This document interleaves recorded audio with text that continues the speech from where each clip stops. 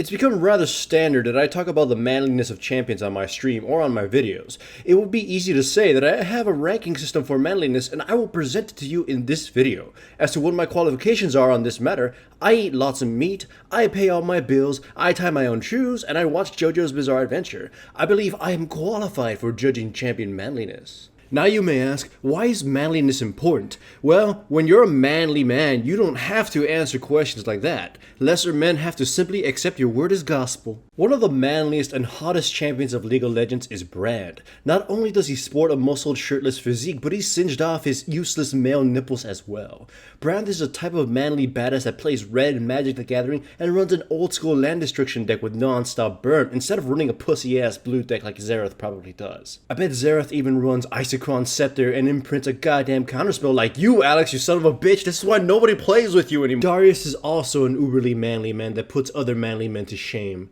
He's the type of man that got together with his friends to play Dungeons & Dragons and was told he'd have to be the tank. Instead, he looked at his homie straight in the eyes and told him he has no time for that wimpy shit, and locked in Fighter with Monkey's Grip, and then told him to suck it. For the uninitiated, Monkey's Grip allows a player to wield a weapon of a larger size as if it were a smaller one in exchange for not being able to use a shield ever again. Darius even wields the two-handed weapon in one hand to free up his left to bitch slap enemies in between whacking them, thus basically making Monkey's Grip pointless. It's a statement he makes to his enemies that he doesn't even need a proper build to own them. Not only that, Darius is also the player who put all his stat points straight into strength. Wisdom, intelligence, charisma, fortitude, and dexterity, all of them thumb stats. Even though he needs 8 points to raise his strength by 1 more, he still does it by draining charisma even further, which is why his laugh consists of just a ha ha ha.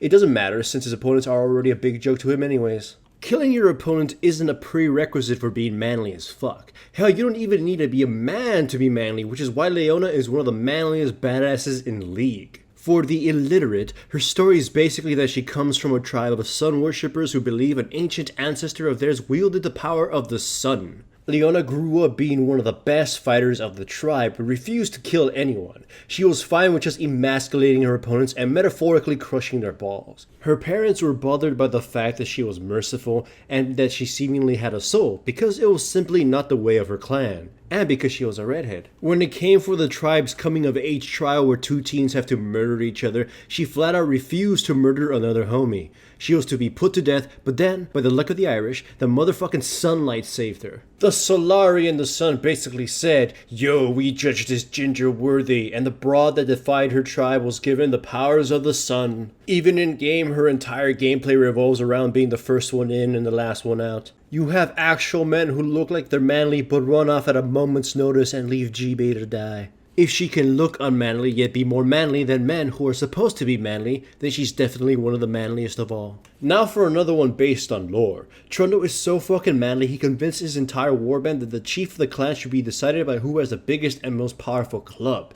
If this isn't a metaphor about having a big gigantic dick, then I don't know what is. I mean, he already summons a giant phallus onto the field already. He stole a giant magical piece of ice from Lissandra and chose to make it his new club. He ran back to his clan and presented his new massive club, and the chief, all shocked and inspired, was then bashed to death with it. Trundle basically obtained a new giant dick, displayed it to his crew, and then bashed his chief to death with his phallus. After that, he was crowned king of the trolls, and it was all thanks to his giant cock. So who is the manliest man in League? It's fucking Varus, that's who. The dude took the powers of evil he was guarding in order to avenge his fallen homies and corrupted himself in the process. He's bending evil to his will so he can carry out vengeance. Not only that, but look at him. Ionians are known for their grace, elegant colors, art and shit, but Varus said fuck all that noise and chose to go without pants. Sure, you can say that corruption took his clothes, but if that's the case, then he would have just worn other clothing after. And no, you can't argue that maybe he just couldn't find any either.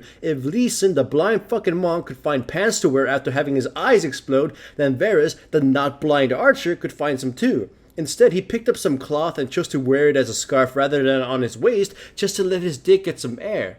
You cannot prove he didn't have pants on when he was uncorrupted either. He was a pantsless guardian of evil. So basically, you have this naked albino archer with dark corrupted powers seeking out the Noxus armies in order to avenge his fallen allies. A man with no shame, only courage, dedication, conviction, and spiky corrupted pubic hair is worthy of being called the manliest man of League of Legends.